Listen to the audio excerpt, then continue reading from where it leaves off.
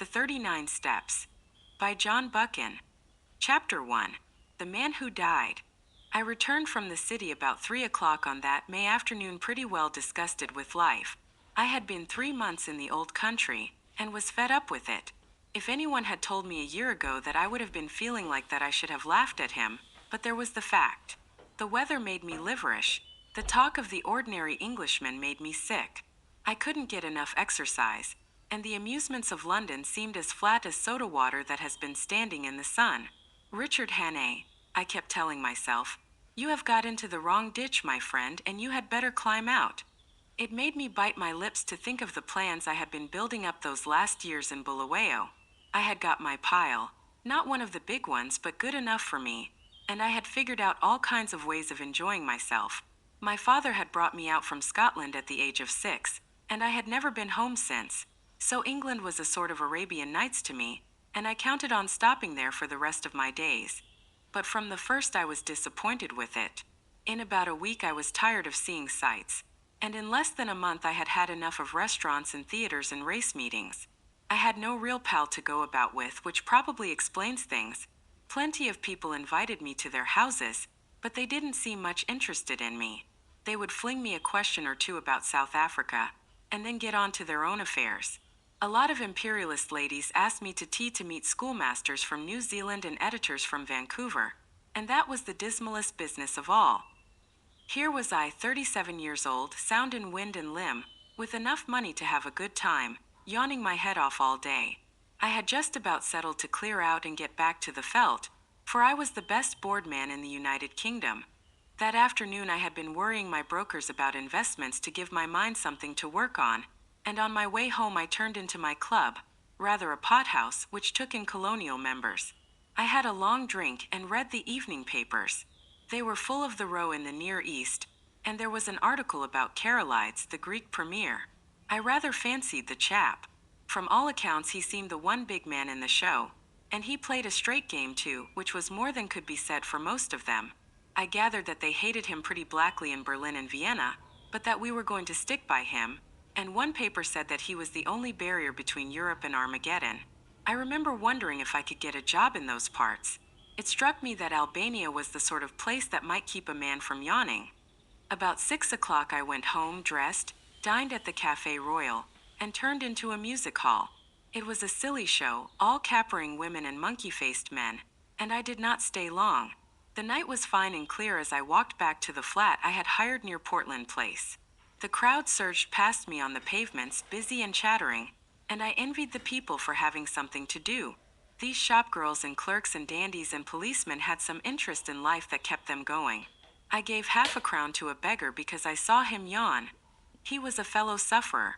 At Oxford Circus I looked up into the spring sky and I made a vow. I would give the old country another day to fit me into something. If nothing happened, I would take the next boat for the Cape. My flat was the first floor in a new block behind Langham Place. There was a common staircase with a porter and a liftman at the entrance, but there was no restaurant or anything of that sort, and each flat was quite shut off from the others. I hate servants on the premises, so I had a fellow to look after me who came in by the day. He arrived before 8 o'clock every morning and used to depart at 7, for I never dined at home. I was just fitting my key into the door when I noticed a man at my elbow. I had not seen him approach, and the sudden appearance made me start. He was a slim man with a short brown beard and small gimlety blue eyes. I recognized him as the occupant of a flat on the top floor, with whom I had passed the time of day on the stairs. "Can I speak to you?" he said. "May I come in for a minute?" He was steadying his voice with an effort, and his hand was pawing my arm. I got my door open and motioned him in. No sooner was he over the threshold than he made a dash for my back room, where I used to smoke and write my letters. Then he bolted back. "Is the door locked?" he asked feverishly, and he fastened the chain with his own hand. "I'm very sorry," he said humbly. "It's a mighty liberty, but you looked the kind of man who would understand. I've had you in my mind all this week when things got troublesome. Say, will you do me a good turn?" "I'll listen to you," I said. "That's all I'll promise." I was getting worried by the antics of this nervous little chap. There was a tray of drinks on a table beside him, from which he filled himself a stiff whiskey and soda. He drank it off in 3 gulps, and cracked the glass as he set it down. "Pardon," he said. "I'm a bit rattled tonight. You see, I happen at this moment to be dead." I sat down in an armchair and lit my pipe. "What does it feel like?" I asked. I was pretty certain that I had to deal with a madman. A smile flickered over his drawn face. "I'm not mad yet. Say, sir, I've been watching you and I reckon you're a cool customer. I reckon, too, you're an honest man, and not afraid of playing a bold hand. I'm going to confide in you. I need help worse than any man ever needed it, and I want to know if I can count you in." "Get on with your yarn," I said, "and I'll tell you." He seemed to brace himself for a great effort, and then started on the queerest rigmarole. I didn't get hold of it at first, and I had to stop and ask him questions. But here is the gist of it. He was an American from Kentucky, and after college being pretty well off, he had started out to see the world. He wrote a bit and acted as war correspondent for a Chicago paper, and spent a year or 2 in southeastern Europe. I gathered that he was a fine linguist and had got to know pretty well the society in those parts. He spoke familiarly of many names that I remembered to have seen in the newspapers. He had played about with politics, he told me, at first for the interest of them, and then because he couldn't help himself. I read him as a sharp, restless fellow, who always wanted to get down to the roots of things. He got a little further down than he wanted. I am giving you what he told me as well as I could make it out. Away behind all the governments and the armies there was a big subterranean movement going on, engineered by very dangerous people. He had come on it by accident. It fascinated him. He went further, and then he got caught. I gathered that most of the people in it were the sort of educated anarchists that make revolutions, but that beside them there were financiers who were playing for money. A clever man can make big profits on a falling market, and it suited the book of both classes to set Europe by the ears. He told me some queer things that explained a lot that had puzzled me, things that happened in the Balkan War, how one state suddenly came out on top, why alliances were made and broken, why certain men disappeared, and where the sinews of war came from. The aim of the whole conspiracy was to get Russia and Germany at loggerheads. When I asked why, he said that the anarchist lot thought it would give them their chance. Everything would be in the melting pot, and they looked to see a new world emerge. The capitalists would rake in the shekels, and make fortunes by buying up wreckage. Capital, he said, had no conscience and no fatherland. Besides, the Jew was behind it, and the Jew hated Russia worse than hell. "Do you wonder?" he cried. "For 300 years they have been persecuted, and this is the return match for the pogroms. The Jew is everywhere, but you have to go far down the backstairs to find him. Take any big Teutonic business concern. If you have dealings with it, the first man you meet is Prince von Uendizu something, an elegant young man who talks Eton and Harrow English, but he cuts no ice. If your business is big, you get behind him and find a Prognathus Westphalian with a retreating brow and the manners of a hog. He is the German businessman that gives your English papers the shakes. But if you're on the biggest kind of job and are bound to get to the real boss, 10 to 1 you are brought up against a little white-faced Jew in a bath chair with an eye like a rattlesnake.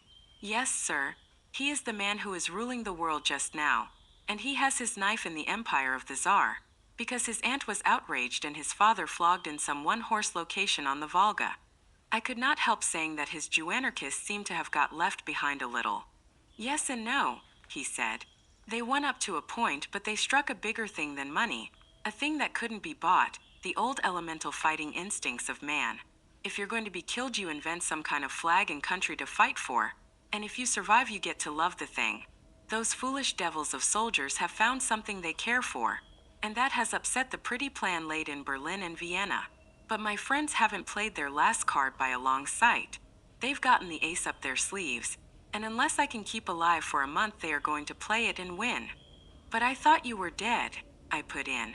Mors janua vitae, he smiled. I recognized the quotation. It was about all the Latin I knew. I'm coming to that, but I've got to put you wise about a lot of things first. If you read your newspaper, I guess you know the name of Constantine Karolides. I sat up at that, for I had been reading about him that very afternoon. He is the man that has wrecked all their games. He is the one big brain in the whole show, and he happens also to be an honest man. Therefore he has been marked down these 12 months past. I found that out, Not that it was difficult, for any fool could guess as much. But I found out the way they were going to get him, and that knowledge was deadly. That's why I have had to decease. He had another drink, and I mixed it for him myself, for I was getting interested in the beggar. They can't get him in his own land, for he has a bodyguard of Epirotes that would skin their grandmothers. But on the 15th day of June he is coming to this city. The British Foreign Office has taken to having international tea parties, and the biggest of them is due on that date.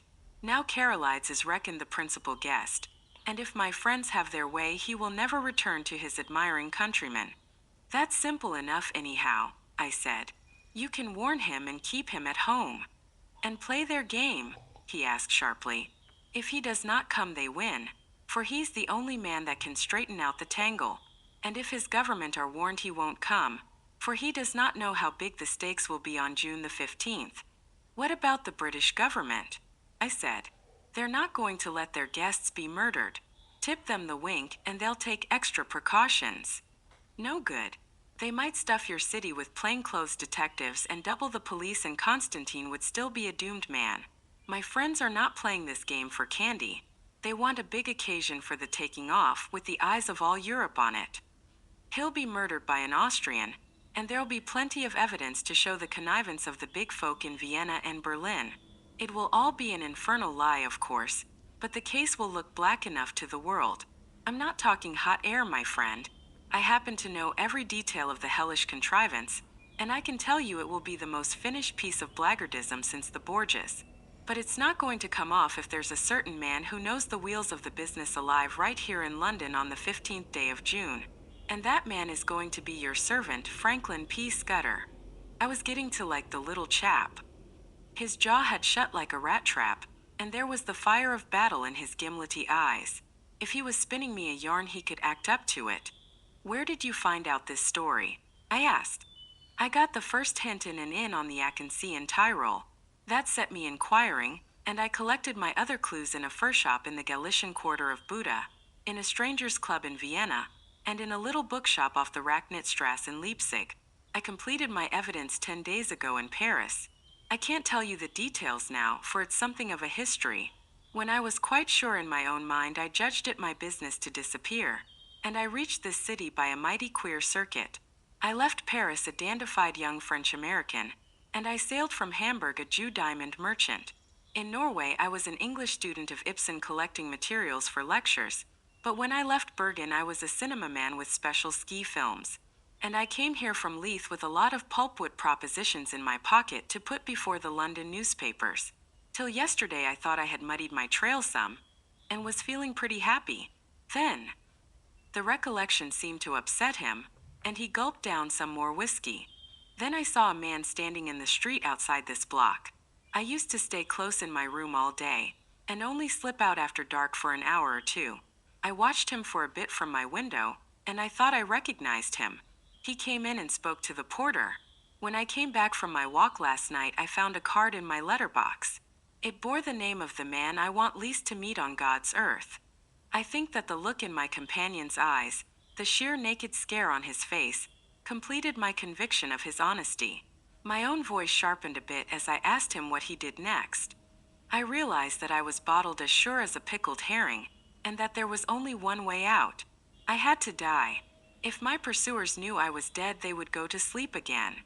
How did you manage it? I told the man that valets me that I was feeling pretty bad, and I got myself up to look like death. That wasn't difficult, for I'm no slouch at disguises. Then I got a corpse. You can always get a body in London if you know where to go for it.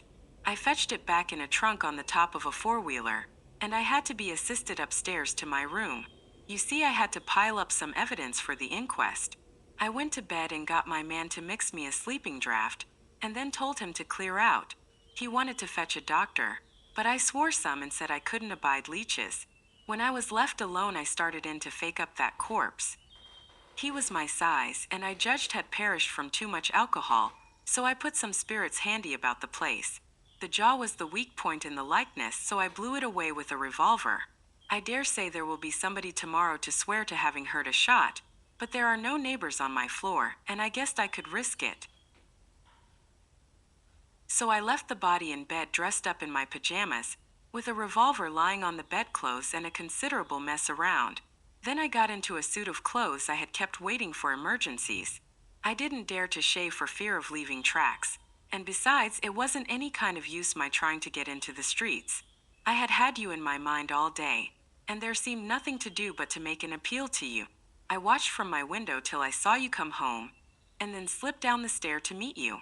There, sir, I guess you know about as much as me of this business." He sat blinking like an owl, fluttering with nerves and yet desperately determined. By this time I was pretty well convinced that he was going straight with me. It was the wildest sort of narrative, but I had heard in my time many steep tales which had turned out to be true, and I had made a practice of judging the man rather than the story. If he had wanted to get a location in my flat, and then cut my throat, he would have pitched a milder yarn. "Hand me your key," I said, "and I'll take a look at the corpse. Excuse my caution, but I'm bound to verify a bit if I can." He shook his head mournfully. "I reckoned you'd ask for that, but I haven't got it. It's on my chain on the dressing table. I had to leave it behind, for I couldn't leave any clues to breed suspicions. The gentry who are after me are pretty bright-eyed citizens. You'll have to take me on trust for the night, and tomorrow you'll get proof of the corpse business right enough." I thought for an instant or two. "Right. I'll trust you for the night. I'll lock you into this room and keep the key. Just one word, Mr. Scudder. I believe you're straight, but if so be you are not, I should warn you that I'm a handyman with a gun." "Sure," he said, jumping up with some briskness. "I haven't the privilege of your name, sir, but let me tell you that you're a white man. I'll thank you to lend me a razor." I took him into my bedroom and turned him loose. In half an hour's time a figure came out that I scarcely recognized. Only his gimlety, hungry eyes were the same. He was shaved clean, his hair was parted in the middle, and he had cut his eyebrows. Further, he carried himself as if he had been drilled, and was the very model, even to the brown complexion, of some British officer who had had a long spell in India. He had a monocle, too, which he stuck in his eye, and every trace of the American had gone out of his speech. "My hat, Mr. Scudder," I stammered. "Not Mr. Scudder," he corrected. "Captain Theophilus Digby of the 40th Gurkhas, presently home on leave. I'll thank you to remember that, sir." I made him up a bed in my smoking room and sought my own couch, more cheerful than I had been for the past month. Things did happen occasionally, even in this God-forgotten metropolis. I woke next morning to hear my man, Paddock, making the deuce of a row at the smoking room door. Paddock was a fellow I had done a good turn to out on the Solakwi, and I had inspanned him as my servant as soon as I got to England. He had about as much gift of the gab as a hippopotamus, and was not a great hand at valeting, but I knew I could count on his loyalty. "Stop that row, Paddock," I said. "There's a friend of mine, Captain, I couldn't remember the name, dossing down in there. Get breakfast for two and then come and speak to me." I told Paddock a fine story about how my friend was a great swell, with his nerves pretty bad from overwork, who wanted absolute rest and stillness. Nobody had got to know he was here, or he would be besieged by communications from the India office and the Prime Minister and his cure would be ruined. I am bound to say Scudder played up splendidly when he came to breakfast. He fixed Paddock with his eyeglass just like a British officer, asked him about the Boer War, and slung out at me a lot of stuff about imaginary pals. Paddock couldn't learn to call me sir, but he sirred Scudder as if his life depended on it. I left him with the newspaper and a box of cigars, and went down to the city till luncheon. When I got back the liftman had an important face. "Nasty business this morning, sir. Gent in number 15 been and shot hisself. They've just took him to the mortuary. The police are up there now." I ascended to number 15, and found a couple of bobbies and an inspector busy making an examination. I asked a few idiotic questions and they soon kicked me out. Then I found the man that had valeted Scudder, and pumped him, but I could see he suspected nothing. He was a whining fellow with a churchyard face, and half a crown went far to console him. I attended the inquest next day. A partner of some publishing firm gave evidence that the deceased had brought him wood pulp propositions, and had been, he believed, an agent of an American business. The jury found it a case of suicide while of unsound mind, and the few effects were handed over to the American consul to deal with. I gave Scudder a full account of the affair, and it interested him greatly. He said he wished he could have attended the inquest, for he reckoned it would be about as spicy as to read one's own obituary notice. The first 2 days he stayed with me in that back room he was very peaceful. He read and smoked a bit, and made a heap of jottings in a notebook, and every night we had a game of chess at which he beat me hollow. I think he was nursing his nerves back to health, for he had had a pretty trying time. But on the third day I could see he was beginning to get restless. He fixed up a list of the days till June 15th, and ticked each off with a red pencil, making remarks in shorthand against them.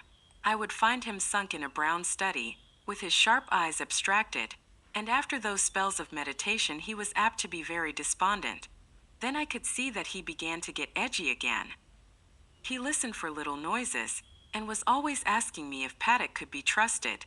Once or twice he got very peevish and apologized for it. I didn't blame him. I made every allowance, for he had taken on a fairly stiff job. It was not the safety of his own skin that troubled him, but the success of the scheme he had planned.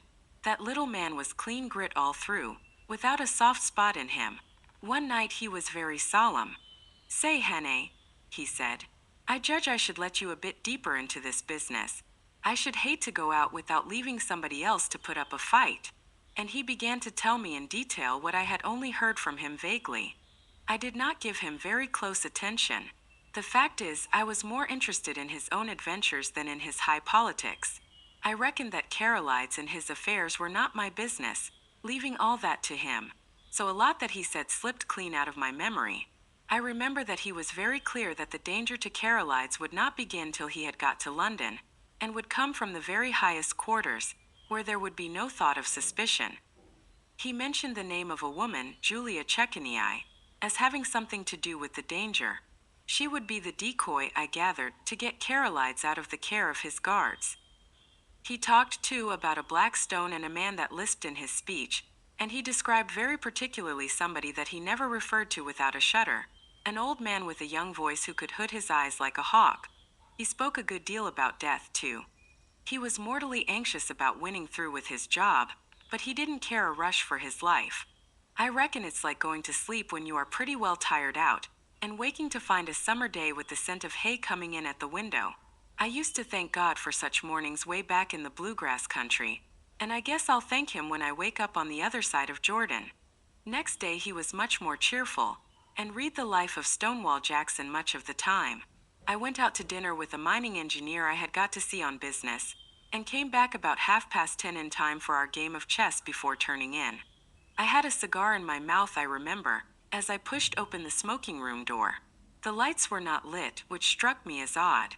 I wondered if Scudder had turned in already.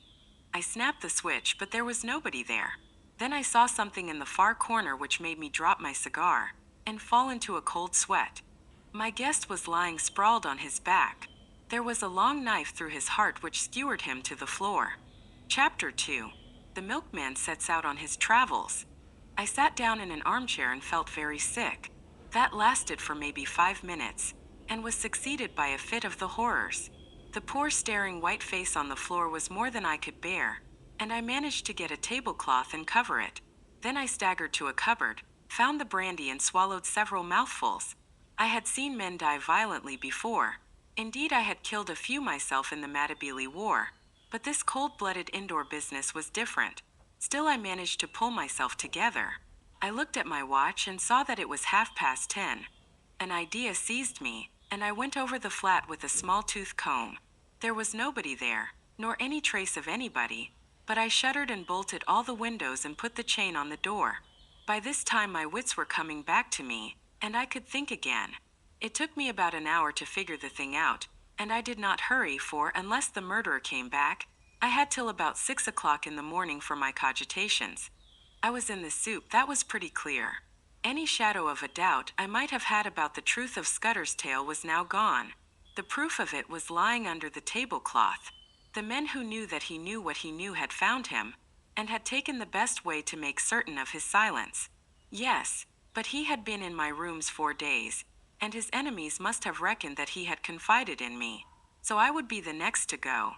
It might be that very night or next day or the day after, but my number was up all right. Then suddenly I thought of another probability. Supposing I went out now and called in the police, or went to bed and let Paddock find the body and call them in the morning. What kind of a story was I to tell about Scudder? I had lied to Paddock about him, and the whole thing looked desperately fishy. If I made a clean breast of it and told the police everything he had told me, they would simply laugh at me. The odds were 1,000 to 1 that I would be charged with the murder, and the circumstantial evidence was strong enough to hang me. Few people knew me in England. I had no real pal who could come forward and swear to my character. Perhaps that was what those secret enemies were playing for. They were clever enough for anything, and an English prison was as good a way of getting rid of me till after June 15th as a knife in my chest. Besides, if I told the whole story and by any miracle was believed, I would be playing their game. Carolides would stay at home, which was what they wanted.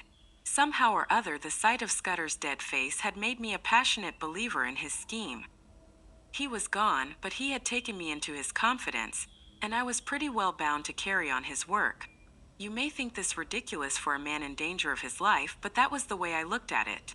I am an ordinary sort of fellow, not braver than other people, but I hate to see a good man downed, and that long knife would not be the end of Scudder if I could play the game in his place.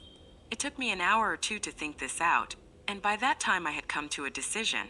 I must vanish somehow, and keep vanished till the end of the second week in June. Then I must somehow find a way to get in touch with the government people and tell them what Scudder had told me.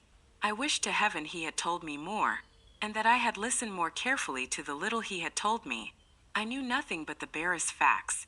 There was a big risk that, even if I weathered the other dangers, I would not be believed in the end.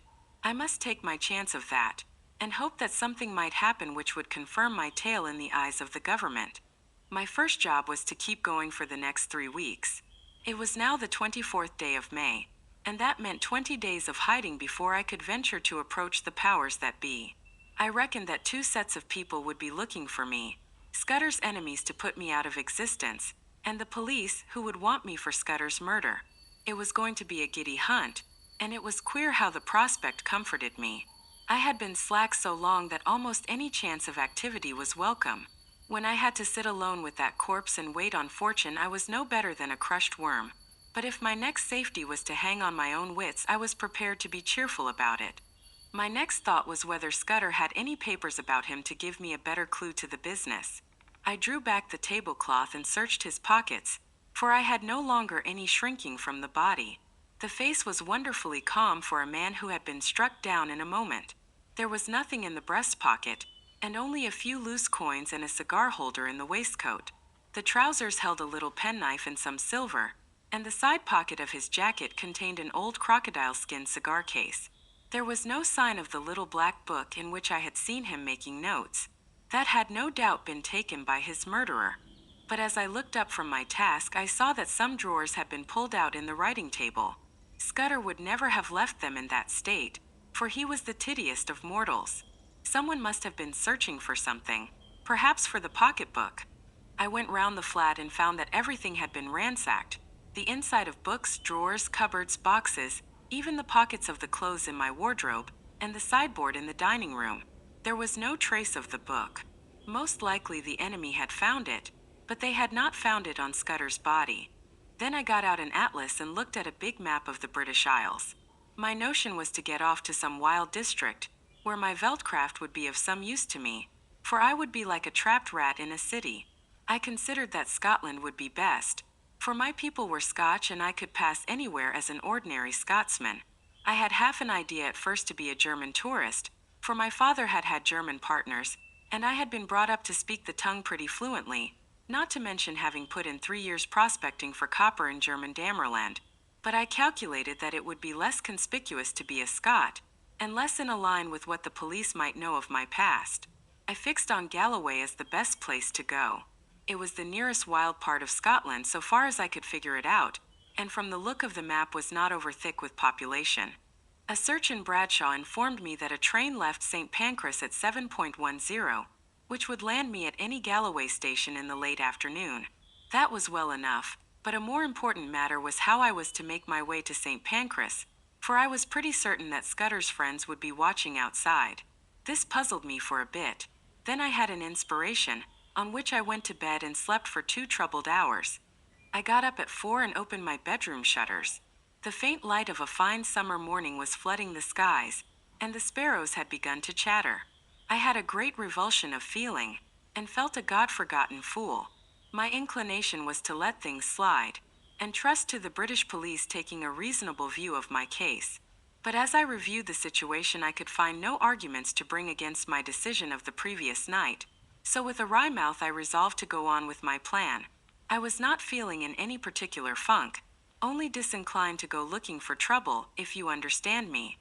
I hunted out a well-used tweed suit, a pair of strong-nailed boots, and a flannel shirt with a collar. Into my pockets I stuffed a spare shirt, a cloth cap, some handkerchiefs, and a toothbrush. I had drawn a good sum in gold from the bank 2 days before, in case Scudder should want money, and I took 50 pounds of it in sovereigns in a belt which I had brought back from Rhodesia. That was about all I wanted. Then I had a bath and cut my mustache, which was long and drooping, into a short stubbly fringe. Now came the next step. Paddock used to arrive punctually at 7:30 and let himself in with a latchkey. But about 20 minutes to 7, as I knew from bitter experience, the milkman turned up with a great clatter of cans and deposited my share outside my door. I had seen that milkman sometimes when I had gone out for an early ride. He was a young man about my own height, with an ill-nourished mustache, and he wore a white overall. On him I staked all my chances. I went into the darkened smoking room where the rays of morning light were beginning to creep through the shutters. There I breakfasted off a whiskey and soda and some biscuits from the cupboard. By this time it was getting on for 6 o'clock. I put a pipe in my pocket and filled my pouch from the tobacco jar on the table by the fireplace. As I poked into the tobacco, my fingers touched something hard, and I drew out Scudder's little black pocketbook. That seemed to me a good omen. I lifted the cloth from the body and was amazed at the peace and dignity of the dead face. "Goodbye, old chap," I said. "I am going to do my best for you. Wish me well wherever you are." Then I hung about in the hall waiting for the milkman. That was the worst part of the business, for I was fairly choking to get out of doors. 6:30 passed, then 6:40, but still he did not come. The fool had chosen this day of all days to be late. At 1 minute after the 6:45 I heard the rattle of the cans outside.